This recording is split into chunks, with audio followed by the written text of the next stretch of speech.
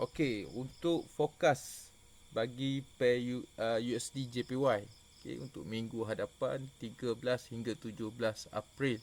Okey, bagi USD JPY kita cuba lihat dulu untuk time frame H4.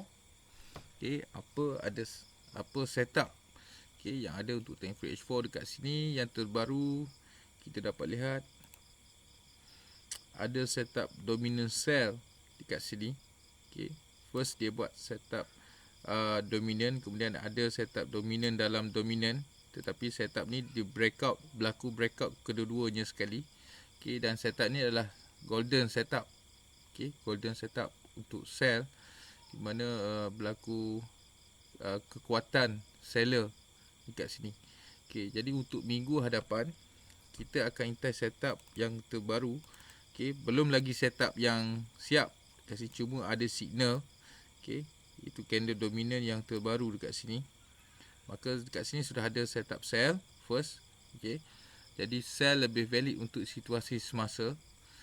Kemudian jika berlaku breakout untuk zone dominant yang ini, okey, zone dominant yang ini, jika berlaku breakout sell sekali lagi, okey, seperti ini, maka kita akan intai sell. Sebab dekat sini jika berlaku breakout sell untuk dominant yang ini, maka complete untuk setup dominant rebound, pengukuhan arah untuk sell. Dan kita boleh setkan TP dekat sini selagi tidak ada tanda-tanda reversal. Okey, selepas berlaku breakout sell, kita boleh intai setup sell, setup entry ataupun enter position kita pada lower time frame untuk sell. Okey, dan kita boleh target dekat sini pada harga 107.1. Okey, selagi tidak ada dominant selepas berlaku breakout sell, maka complete setup.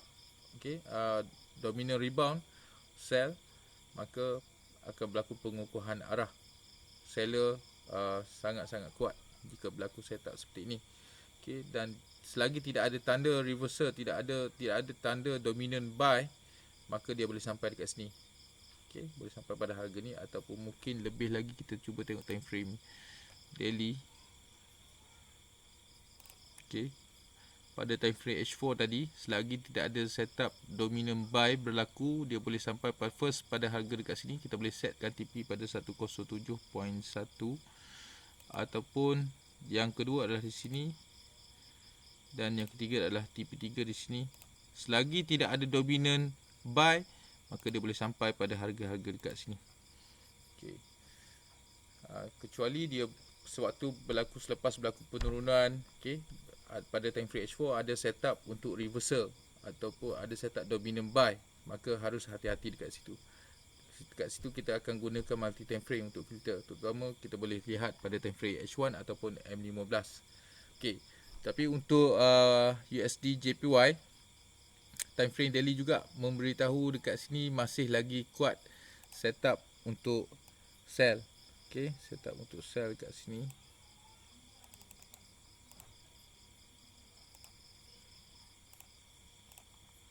Okey, masih lagi setup sell. Okey, ini untuk contoh setup time frame daily. Buy hanya akan kuat sekiranya setup dominant sell ini dimatikan. Okey, jika berlaku kenaikan, okay, saya cerita pada awal tadi adalah jika berlaku penurunan pada time frame H4. Jika berlaku kenaikan, okay, dan mematikan setup dominant sell yang ini, maka insyaAllah buyer sangat-sangat kuat. Okay, tapi sebelum itu kita boleh filter dahulu untuk setup dominant yang terdekat untuk time frame daily. Pada minggu hadapan kita boleh filter dekat kawasan sini. Okay, dekat kawasan sini ada satu dominant yang masih lagi belum breakout. Okay, kita cuba filter dekat sini. Kita tengok dulu dekat sini. Okay, dekat sini ada satu candle dominant. Okay, candle ini adalah candle dominant. Okay, belum lagi ada breakout. Okay, jika H4 pada time frame H4 buat penurunan, kemudian ada setup dominant, wujudnya setup dominant rebound pada time frame H4, dia boleh buat penurunan dan dia completekan setup pada time frame daily. Okay, contohnya dia berlaku setup sell pada time frame daily. Sekali H4 masih lagi buat penurunan pada minggu hadapan, dan berlaku setup sell pada time frame daily, maka ini adalah setup daily pula. Okey, maksudnya daily akan terus buat penurunan. Okey, berlaku pengukuhan arah selepas berlaku pada time frame H4, kemudian berlaku pula pada time frame daily, arah yang sama. Okey. Dan jika itu adalah untuk sell, sebab kita ceritakan sell dulu sebab saya predik masih lagi sell untuk time frame daily. Selagi kita intai balik untuk time frame H4 tadi. Pada time frame H4 tadi, jika berlaku setup seperti ini, breakout sell, maka kita akan intai sell untuk time frame H4. Setup pada time frame H4 USD JPY. Itu untuk contoh sell, dan saya predik masih lagi sell. Jika berlaku buy, ada tak kebarangkalian akan berlaku buy? Hanya akan berlaku buy sekiranya tidak berlaku dominant sell seperti ini. Kemudian dia buat kenaikan.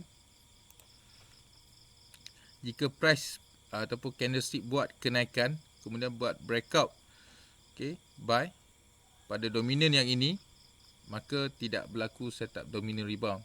Kat sini dominant rebound mesti berlaku 2 kali breakout yang sama. 2 setup dan 2 breakout.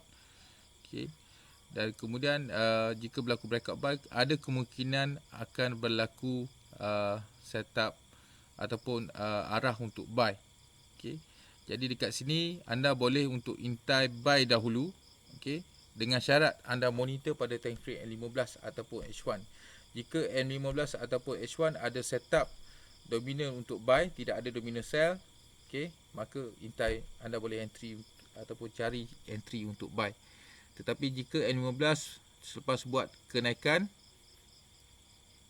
breakout buy untuk dominan yang ini, tetapi M15 dan H1 buat dominan sell selepas itu, kemungkinan dia retest untuk setup yang ini. Confirmation jika berlaku kekuatan buy ataupun buyer, ada hint daripada buyer untuk menguat. Hanya akan berlaku jika kenaikan, ada candle yang buat kenaikan dan mematikan setup sell yang ini. Jika berlaku seterusnya, berlaku kenaikan dan kenaikan lagi, kemudian ada candle yang berjaya buat breakout mematikan pada harga 109.0 dekat sini.